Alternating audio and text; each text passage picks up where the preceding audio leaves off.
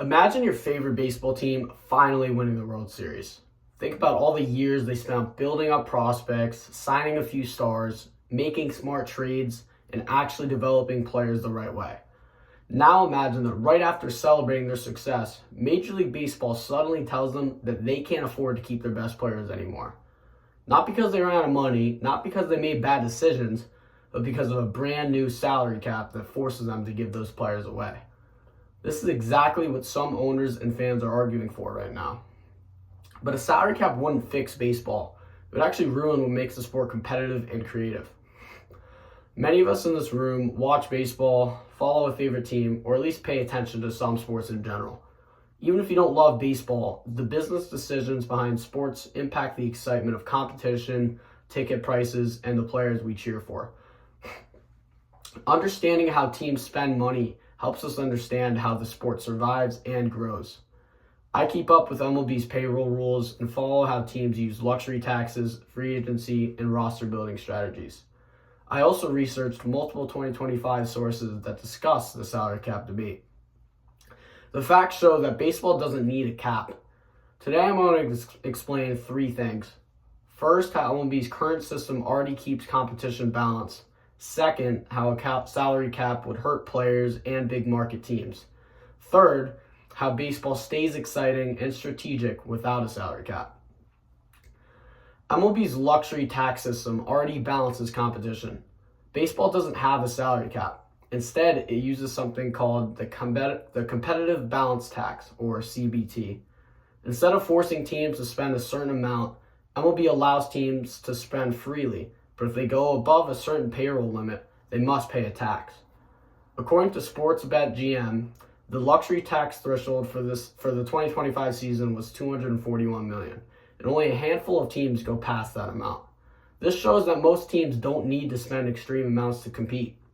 The tax isn't meant to punish spending, it's designed to control it. Teams pay more in penalties the longer they overspend, which encourages them to stay reasonable while still having the freedom to sign great players. And we've seen proof that payroll doesn't control success. CBS Sports pointed out that last year's World Series included two teams with completely different payroll sizes. One was near the top of the league in spending, and the other was in the middle. Their success came from player development, scouting, and smart decisions, not just money. If the system already works, then forcing teams into a strict cap wouldn't fix anything. In fact, it would just make baseball worse.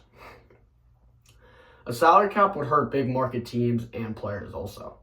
Many people argue that a salary cap would make things fair, but it would actually do the opposite. Big market teams such as the Dodgers, Yankees, Cubs, and Red Sox bring in massive viewership and revenue for the entire league. When they sign stars, other teams benefit financially from increased excitement, TV ratings, and ticket sales when they visit. According to Forbes writer Brown, the push for a salary cap comes mainly from owners who want to cut spending, not to improve competition.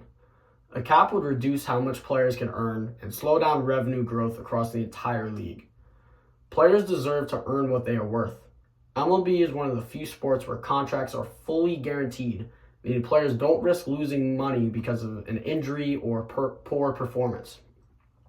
A cap would limit that freedom. Also, small market teams already benefit without a cap. When big teams go over the tax, smaller teams receive luxury tax redistribution funds, which helps them stay competitive without punishing success or shutting down big teams' abilities to spend. Even beyond money, baseball's excitement depends on how teams choose to build their rosters. A salary cap would erase that uniqueness. The current system keeps baseball exciting and strategic. Baseball is a sport where teams can build in many different ways. Some teams, like Tampa Bay and Cleveland, focus heavily on player development. Others, like Philadelphia or Los Angeles, spend big in free agency.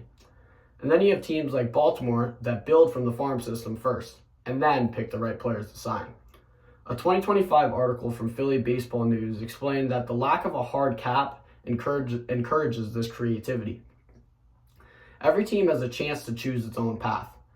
Spotrac's 2025 payroll tracker shows that some low payroll teams consistently make the playoffs, proving a small budget can still compete. This means there isn't just one way to win. And a salary cap would force every team into the same system, removing one of baseball's best features, freedom. Baseball is not the NFL or NBA. You can't just copy and paste a spending limit and expect the same logic to work. Part of the excitement in baseball comes from watching how different teams approach winning, whether they're rebuilding or spending big or developing young talent. Today, I showed that MLB's luxury tax already keeps competition fair, and that a salary cap would harm both big market teams and players, and that baseball remains exciting and strategic because of its freedom and roster building. Major League Baseball doesn't need a salary cap. Its current system works because it rewards smart decisions, not forced restrictions. The sport thrives on creativity, patience, and timing, both on the field and in the front office. If we love baseball for the strategy, for the way teams compete, and for the players who make the game great, then a salary cap isn't the answer. It's a burial that baseball doesn't need. Thank you for your time. Have a great one.